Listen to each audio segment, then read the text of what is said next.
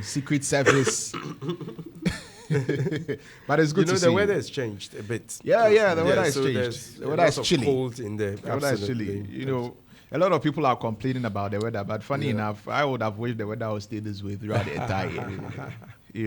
Because the sun weatherproof. The sun that we were experiencing before this weather was too much. It was too much. But anyway, great to have you both here in the studio. Thank you so much. Thank you so very much, my brother. So, Misinformation Summit, right? Yeah. Why is it necessary? Why are we doing a Misinformation Summit? In fact, it is the Ghana Report Summit that is dealing with misinformation. Oh, okay. The Ghana Report Summit. Okay. Yeah, that is dealing with misinformation and disinformation. Misinformation and disinformation. So there's that kind of thin line between both statements. So let's understand, what they are. Misinformation. So misinformation. Misinformation is, for example, I send something to you via WhatsApp. Then you just pick it up, not verify, not check, not cross-check, and then you forward it to Adi. Yeah. But the information in there is wrong. Or faulty. So that's disinformation. No, that's misinformation. So you are misinforming people unknowingly. Okay.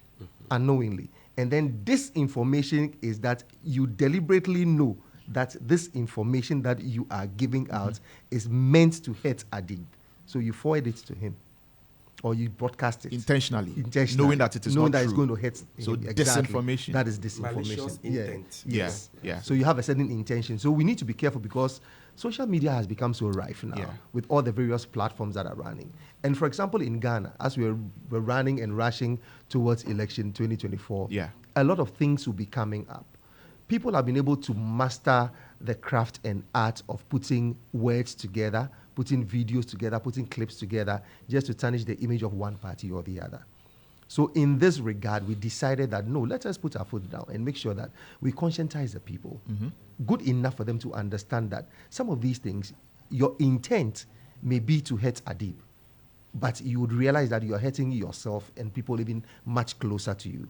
Because when you misinform or disinform them, they don't have a clarity of mind as to who they are going to harm or who they have to hate or who they have to raise incitement against. So it is targeted at making sure that we clean the space.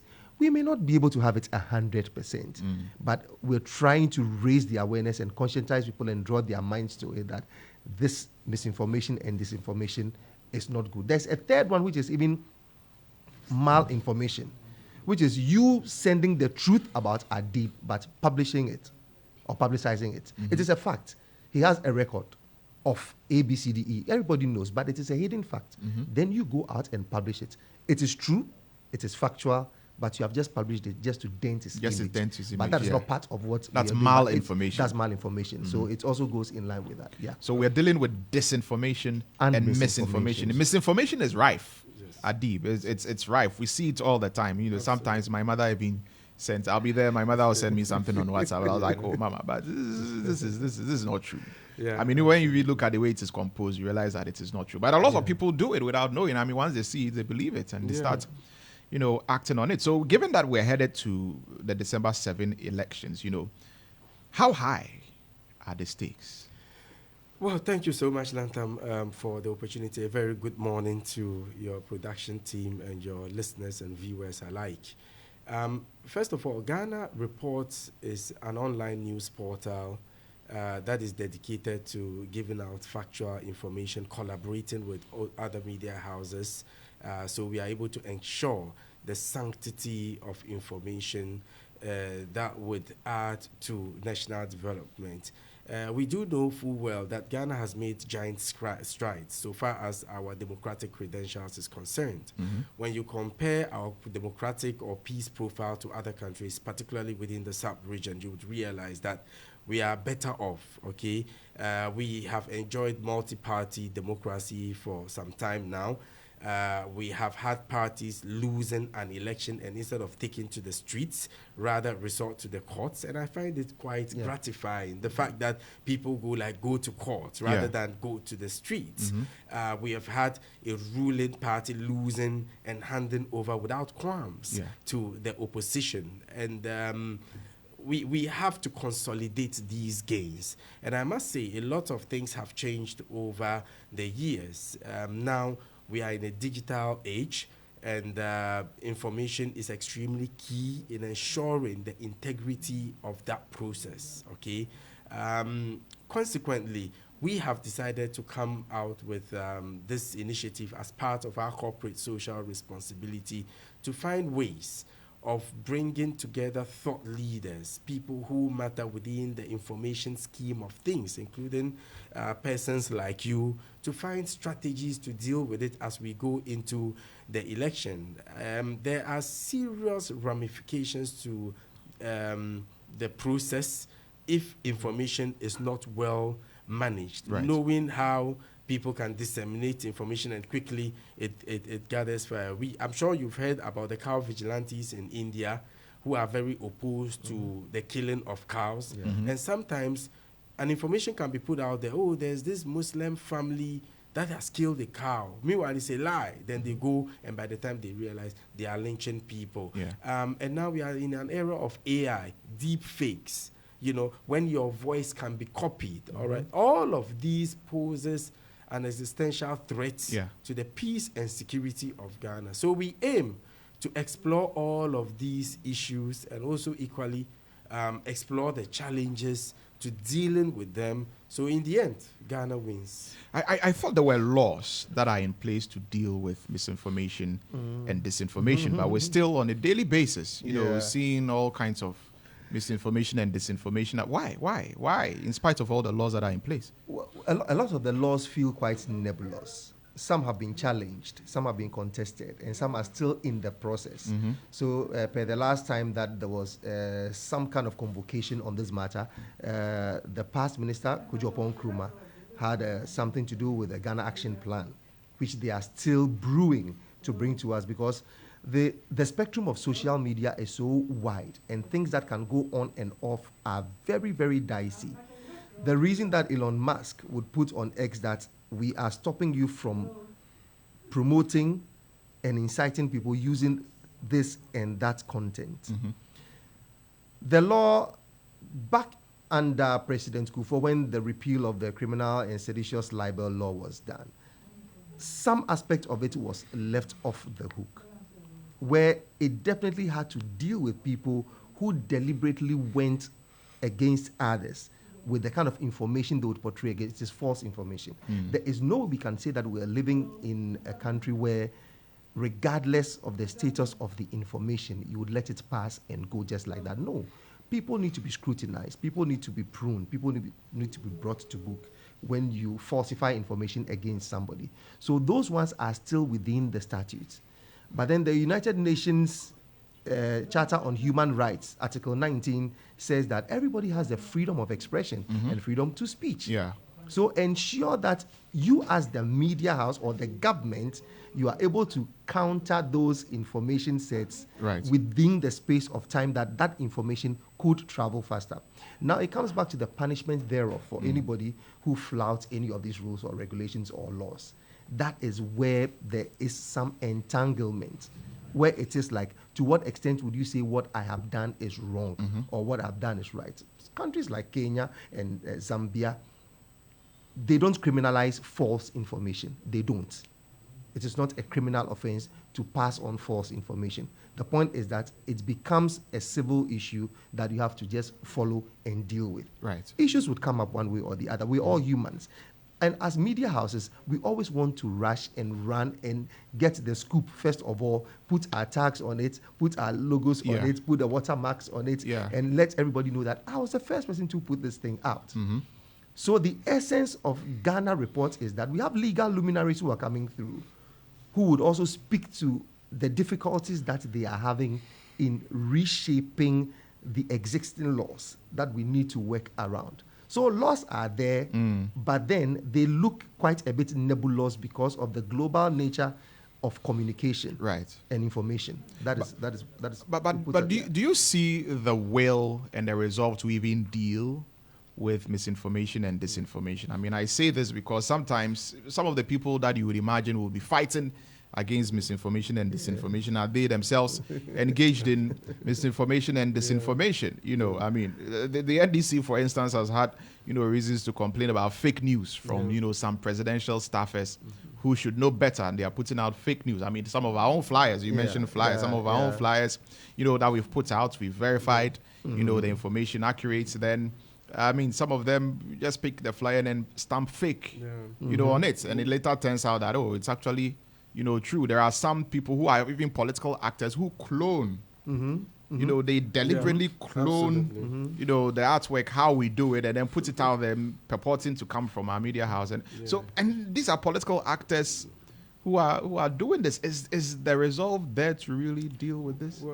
Well, it is an incontrovertible fact that fake news has come to stay.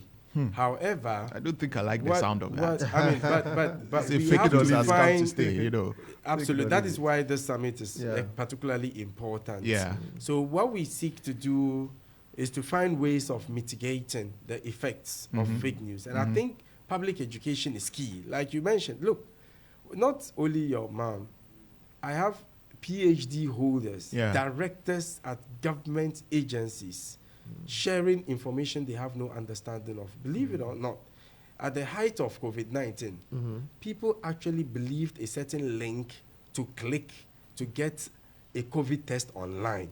I mean, how is that possible? Big people. How is that possible? You take a picture, they look at your face and they tell you if you have COVID. You know, and they were sharing it. So that is why I always say, look, check and double check. Don't be in a hurry to be the first to announce bad news. You get me? Oh, this person is dead, that person is dead. And I think we need education, all right? As a result, governments have worked tirelessly in putting together a number of strategies, including the cybersecurity strategy. Indeed, under this administration, for the first time in our history, we had a cyber security advisor to government in the name of Dr. Boisiaku. Now, we have a cyber security authority, and a lot of changes has happened at the Ministry of Communications and Digitalization. And the cyber security policy, which actually first came out somewhere in 2016, has been revised and is built on certain pillars, okay? And some of the pillars, one of it is building our capacity and capability to counter the threat of misinformation and disinformation.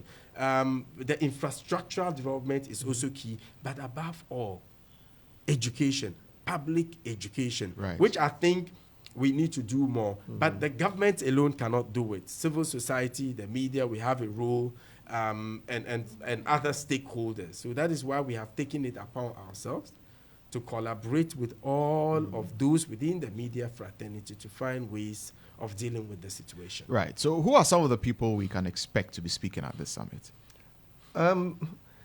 There's a lot of weight on this program. So lots of weight. Heavyweight. A lot of heavyweights. And I mean, I have heavyweights sitting in front of me also. And based on this, if you look at the topmost person, the primus inter pares of this land, the president, His Excellency Nana Addo Dankwa Akufo-Addo, is a part of this program. So it should tell you that it has taken a national character where we mean well to every single Ghanaian who is misled or misdirected by misinformation or disinformation. Others include the IGP, Dr. Dampare. We have Honorable Kandapa, who is a minister. And we have so many other political party activists. Right. And we have media gurus also coming in. So there's Samuel Atta Mensah in there. There's Anas Arimiyao Anas. There's Joyce Bawa Muktari. There's Omani Boama. There's Dennis Miracles. There's Abubakar, the information minister. And all these are people who have honed their skill. And they are coming to express and show to us what ought not be. Right. Yeah. And the convener is our boss. Oh, yes. Our madam. Yes. Rashida Sani. Sani, yeah. She is the convener for the event, and she's the group CEO of Faisal Group of Companies, and also the CEO, which Ghana Report is a subsidiary of. Right. Okay. So she's a convener. Yeah. Brilliant stuff, and this is something that I'm definitely interested in being a part of. So when is it taking place? It's the 1st of August. 1st August. Yeah, 1st of August. Right. The first day of August. And where is it being Kempinski held? Hotel. At the Kempinski Hotel. Yes. 1st August. Kempinski Hotel. And it is strictly by invitation. Strictly by invitation. Strictly by invitation. So how do people get an invitation? Okay, so Adib will help us through that one. So you can text your name. You can WhatsApp or text your name and profession or occupation to 053 877-4944.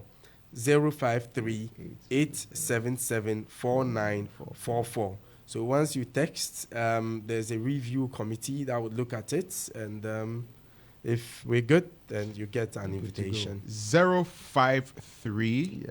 Is it 87944?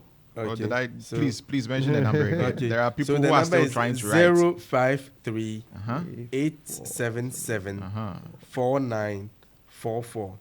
053 877 4944.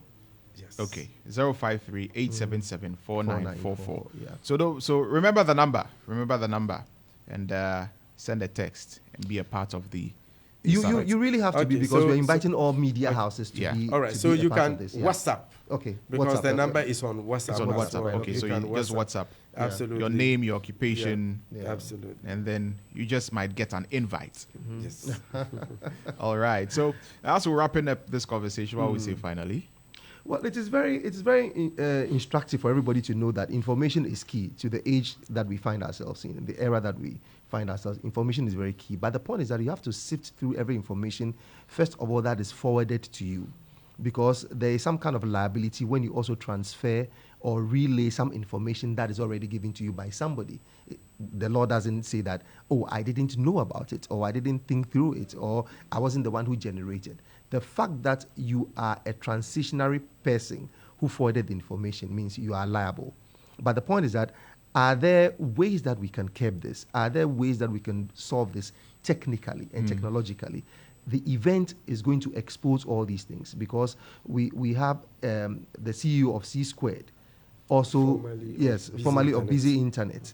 So she is also going to be there. Right. And there are other stalwarts who are going to tell you how, when information comes onto your phone or onto your laptop, or how to visit a particular website that has no integrity.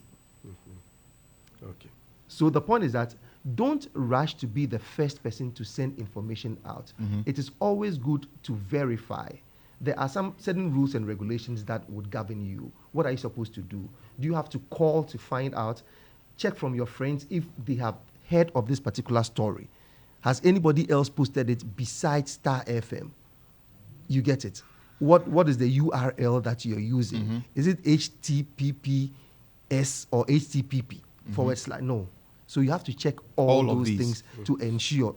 So there are things to be learned. There are things to be learned, and I think it's finally, important. Lantam, the Ghana Report is committed to ensuring an informed public discourse. Indeed, we would have an opening ceremony. There would be a first plenary, and there would be a second plenary. So people are not just coming around to sit, watch, and go. They would have the opportunity to contribute on the strategies to adopt, to sanctify, so to speak, our information ecosystem as we go into the elections. In the end, like I indicated, it's Ghana that would win. Thank you so much for the opportunity. Thank you. Thank you very much, gentlemen, as well, for putting all of this together. Adib Sani is the project coordinator. He's also a security analyst. You've heard his voice many, many times here at Starr FM and, of course, on GH1 TV and other media platforms across the country. Continue with the good work, Adib. Thank you. I feel safe already now that you're I feel very really safe. have to. You really have to. Patrice Amegashi. Yes, boss. Thank you very much for coming. It's a pleasure. The man with all the money in his pocket. Oh, no. I want to be like you when I grow. All right. You're still listening to Starr FM 103.5. We'll be right back.